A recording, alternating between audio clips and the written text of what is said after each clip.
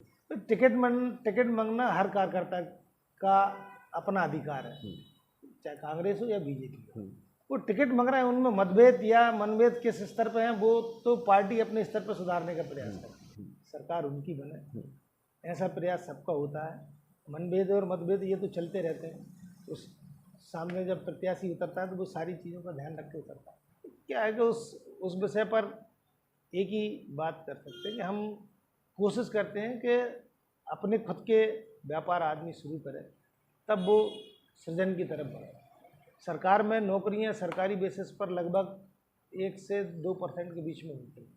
नमस्कार, मैं रूपेश कुमार उपस्थित हैं आज आपके बीच फिर एक नए विषय को लेकर। जैसा कि आप जानते हैं, मध्य प्रदेश में विधानसभा चुनाव आ चुके हैं। प्रशासन ने चारों तरफ अपना कब्जा कर लिया है। पुलिस प्रशासन हर तरीके से अपनी जिम्मेदारियों को लेकर मुस्तैद है और राजनीतिक पार्टियां हैं वे भी तैयार बैठी हैं। और भाजपा कांग्रेस की बात की जाए तो दोनों अपने प्रचार तंत्र पर बिल्कुल पीक पर आ चुकी हैं। राजनेता जो हैं वे जनता को लुभाने का प्रयास कर रहे हैं। केंद्रीय अगर बात करी जाए तो केंद्रीय मुद्दों को भी लेकर जा रहे हैं, प्रदेश के मुद्दों को भी लेकर जा रहे हैं और जमीनी मुद्दों से भी चर्चा हो रही है। परंतु क्या राजनेता जमीनी मुद्दों पर चर्चा कर रहे हैं और क्या कांग्रेस की परिस्थिति है, क्या भाजपा की परिस्थिति है, इन सभी विषय पर हम चर्चा करेंगे।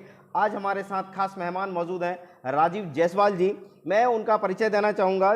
बजरंग दल के नगर और तहसील के संयोजक रहे आप और भाजपा के कार्यकर्ता भी रहे, जिसके बाद नगर पालिका के आप अध्यक्ष भी रहे, सहकारिता बैंक में आप डायरेक्टर भी रहे हैं साथ में, और पिछड़ा वर्ग मोर्चा के वर्तमान में कांग्रेस के प्रदेश कार्यकारिणी भारतीय जनता पार्टी के क्षमा चाहता हूँ भारतीय जनता पार्टी के कार्यकारिणी सदस्य भी हैं। हम चर्चा करेंगे आज उन मुद्दों पर जिन मुद्दों पर जनता सीधा जुड़ाव रखती है। हमने देखा कि अक्सर आम जनता को नेताओं से बात करने का मौका नहीं मिल पाता। हम चाहते हैं कि आप जनता के साथ सीधा रूबरू हों और दर्शकों से मैं निवेदन करना चाहता हूं कि आपके यदि जो भी प्रश्न हैं आप अपने कमेंट बॉक्स में ज़रूर डालें। हम अगली मुलाकात में हमारे मेहमान से उन विषयों को लेकर, आपके प्रश्नों को लेकर चर्चा करेंगे और उनसे वे प्रश्न साझा करेंगे। तो मेरा आपसे पहला प्रश्न होगा कि भारतीय जनता पार्टी की यदि बात की जाए तो अक्सर भारतीय जनता पार्टी प्रदेश के मुद्दों को लेकर, केंद्र के मुद्दों को लेकर चुनाव लड़ती है, तो और इन मुद्दों को लेकर अक्सर चुनाव लड़ा है। तो क्या जमीनी मुद्दे भी इस बार इस्तेमाल किए जाएंगे? देखिए रूपेश भाई, ऐसा है कि संविधान में एक व्यवस्था है कि देश का मुद्दा आएगा तो केंद्र की सरकार डिसाइड करेगी। जो बड़े मुद्दे होंगे जो राज्य को डिसाइड करेंगे उसके लिए राज्य सरकार होगी। नगर के लिए नगरीय प्रशासन है, नगर की सरकार है। छोटे जो मूलभूत सुविधाओं के संबंध में विचार है वो नगर पालिका करेगी। तो हम उनसे इनको जोड़ के नहीं दे सकते या नीचे किसी व्यवस्था को देखते हुए हम राज्य सरकार को डिसाइड नहीं कर सकते। उसके लिए हमें कहीं ना कहीं अपनी सोच भी बड़ी रखना पड़ेगा, मतदाता को उसके लिए सहयोग भी करना पड़ेगा। अगर हम कोई बड़ा निर्णय लेंगे तो उसके लिए फंड कहाँ से आएगा, पैसा कहाँ से आएगा, तो उसके लिए राज्य सरकार जवाबदेही होती है। अगर उसको भी राज्य सरकार से कुछ बड़ा मुद्दा होगा तो उसके लिए केंद्रीय सरकार जो होती है वो जवाबदेही होती है। तो जनरली कुछ ऐसी व्यवस्थाएं होती हैं कि हमें कहीं ना कहीं एक दूसरे के सहयोग से ही नीचे तक की व्यवस्थाएं आम आदमी तक पहुंचाने की कोशिश करते हैं। हाँ, उनमें कहीं चूक हुई है तो उसमें सुधार, जब तक कोई चीज़ करेंगे नहीं, गलती होगी नहीं तो सुधार कैसे होगा। तो अगर हमने कुछ करा होगा तो राज्य शासन उसमें फिर सुधार करके और उसके बाद जनता से जुड़ी जो व्यवस्था होगी उसको सुधारने का प्रयास करें। ठीक है, जैसे कि मैं अभी वर्तमान में पिपरिया विधानसभा में हम मौजूद हैं, पिपरिया विधानसभा की चर्चा कर रहे हैं। तो पिपरिया विधानसभा में भाजपा की क्या परिस्थिति है? बहुत अच्छी परिस्थिति है। हमने जनता के लिए बहुत काम करे हैं। सरकार ने पूरे मध्य प्रदेश को मॉडल बनाकर पूरे क्षेत्र में अच्छे काम करने का प्रयास करा है। जब हमने पहली बार चुनाव लड़ा था, जब हम किसी गांव में जाते थे तो हमें बहुत तकलीफ होती थी। हम कभी क्षेत्र में 2 गांव या तीसरे गांव का दौरा नहीं कर पाते थे। आज सरकार हो या प्रशासन हो, एक साथ 20-25 गांव का दौरा केवल सड़कों के माध्यम से कर लेते हैं। तो कहीं ना कहीं ये उपलब्धि है भारतीय जनता पार्टी की कि उन्होंने इस मुकाम तक व्यवस्था करी कि आने जाने में तकलीफ ना हो। बड़े शहरों में लोगों का रहवास रुका, उसकी एक वजह वो भी रही है कि लोग गांव से 20 मिनट में शहर को टच कर जाते हैं, स्कूल को टच कर जाते हैं, प्रशासन से कोई बात होती है उसके संबंध में टच कर जाते हैं। तो कहीं ना कहीं वो सुविधाएं मिली हैं तब हम इस मुकाम तक पहुँचे। वो आपने बहुत सारी चीज़ें कही, ये भाजपा की उपलब्धियां हैं, परंतु यहाँ पे एक बहुत सारा वीक पॉइंट भी जो कांग्रेस है उसके द्वारा कहा जाता है। तो हमने जब कांग्रेस के लोगों से बात किया, आम जनता से बात की, तो नगरीय निकाय चुनाव के दौरान और पंचायत चुनाव के दौरान भाजपा में मतभेद देखने को मिला या सुनने को मिला। तो क्या इस मतभेद के कारण आने वाले विधानसभा चुनाव पे प्रभाव पड़ेगा? नहीं, वो चुनाव जो होते हैं वो व्यक्तिगत चुनाव होते हैं, उन चुनाव से बड़े चुनाव का कोई लेना देना नहीं होता। उसमें चूंकि वो दलगत आधार पे होते नहीं हैं, हम सबसे मना भी नहीं कर सकते कि आप ये चुनाव ना लड़ें या वो ना लड़ें। जो दलगत होते हैं उनके आधार पर पार्टी तय करती है। भारतीय जनता पार्टी कार्यकर्ताओं की पार्टी है, वो इस बात पे नीचे तक बात सुनती है और ऊपर उस पर निर्णय भी करती है। तो इसलिए वो नीचे के चुनाव को लेकर हम ऊपर कोई निर्णय नहीं कर सकते। एक प्रश्न और मेरा इसमें आता है कि आपने बताया कि मतभेद से पार्टी के चुनाव पर या विधानसभा चुनाव पर कोई असर नहीं पड़ेगा, परंतु दूसरी तरफ जो सोशल मीडिया पर हम देख रहे हैं या कांग्रेस के गलियारों में ये चर्चा हो रही है कि मतभेद है और इस बार किसी भी तरह से हम सरकार बना रहे हैं और पेपरिया को जीत ही रहे हैं, तो इस पर कितनी सत्यता है? चुनाव रुपेश भाई को हारने के लिए नहीं लड़ता, सबके अपने अपने दावे होते हैं, सब जीतने के लिए चुनाव लड़ते हैं। ये तो जनता के ऊपर निर्भर करता है कि वो किस अच्छे के साथ में, किस बुरे के साथ। अगर हमने कुछ अच्छा किया होगा तो हमारे साथ होगी जनता, अगर हमने बुरा किया होगा तो हमारे साथ नहीं होगी, क्योंकि वो जनता का मत है। वो क्या सोचती है, कितना अच्छा सोच सकती है, उससे अच्छा कुछ नहीं आता।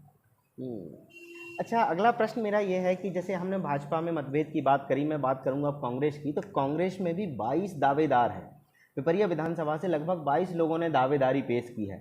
इस परिस्थिति को रखते हुए, समझते हुए, कांग्रेस की परिस्थिति आप क्या समझते हैं पिपरिया विधानसभा में? तो टिकट मांगना हर कार्यकर्ता का अपना अधिकार है, चाहे कांग्रेस हो या बीजेपी। वो टिकट मांग रहे हैं, उनमें मतभेद या मनभेद किस स्तर पे हैं वो तो पार्टी अपने स्तर पर सुधारने का प्रयास करती है। हम हमारे स्तर पर कर रहे हैं, वो उनके स्तर पर कर रहे हैं। तो टिकट मांगने का अधिकार हम किसी कार्यकर्ता का नहीं छीन सकते। वो तो दावा करेगा, अगर उसने सामाजिक क्षेत्र में या परिवार के क्षेत्र में या राजनीतिक क्षेत्र में कोई काम किया है तो उसका दावा बनता है, वो दावा कर सकता है। टिकट मांगना उसका हक बनता है।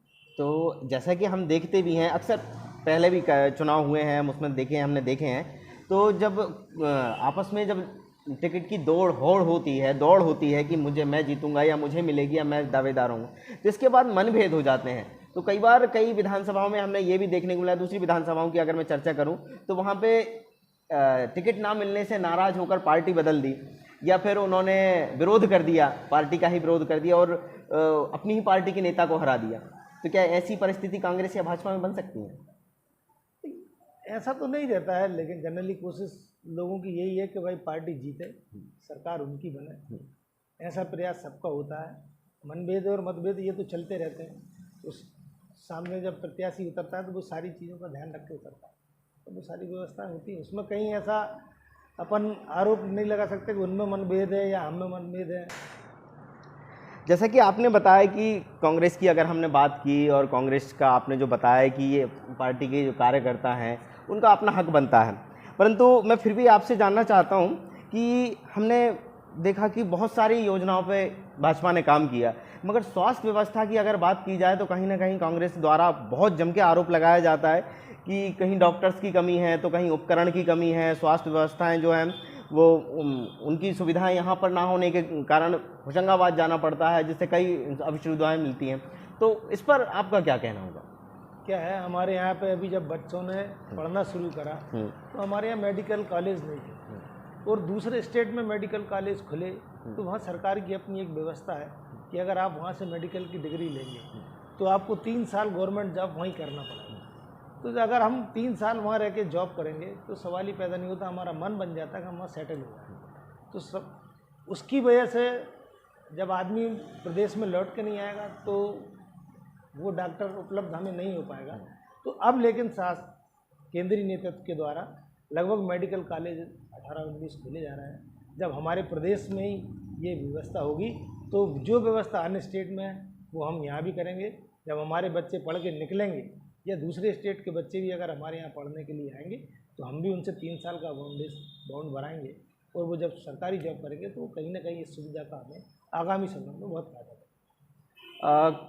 हम देखते हैं कि कांग्रेस के द्वारा एक आरोप और भी लगाया जाता है जो कि बहुत जम के लगाया जाता है, ट्विटर हैंडल की बात की जाए या खबरों की बात की जाए या मीडिया की, सोशल मीडिया, हर जगह रोजगार को लेकर कि रोजगार भाजपा सरकार में बहुत कम मिला, पर्याप्त नहीं मिला, युवा जो हैं वो बेरोजगार हैं, रोजगार के लिए तरस रहे हैं। या पिपरिया विधानसभा में निजी स्तर पर देखा जाए तो यहाँ भी रोजगार का कोई ऑप्शन नहीं है, सरकारी कोई ऐसा उद्योग नहीं है जिससे यहाँ के युवाओं को रोजगार मिले। क्या है कि उस विषय पर एक ही बात कर सकते हैं कि हम कोशिश करते हैं कि अपने खुद के व्यापार आदमी शुरू करे तब वो सृजन की तरफ बढ़े।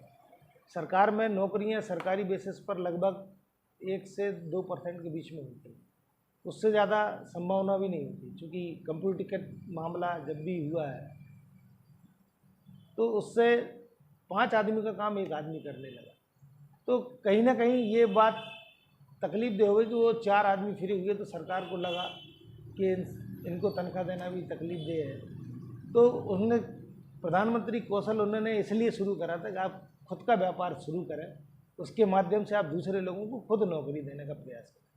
तो उस व्यवस्था को जब लागू करा तो लोगों को समझने में थोड़ा समय लगा, लेकिन अब इस समय धीरे धीरे करके लघु उद्योगों की संख्या बढ़ रही है, जिससे आगामी समय में इस बात का फायदा जनता को भी मिलेगा।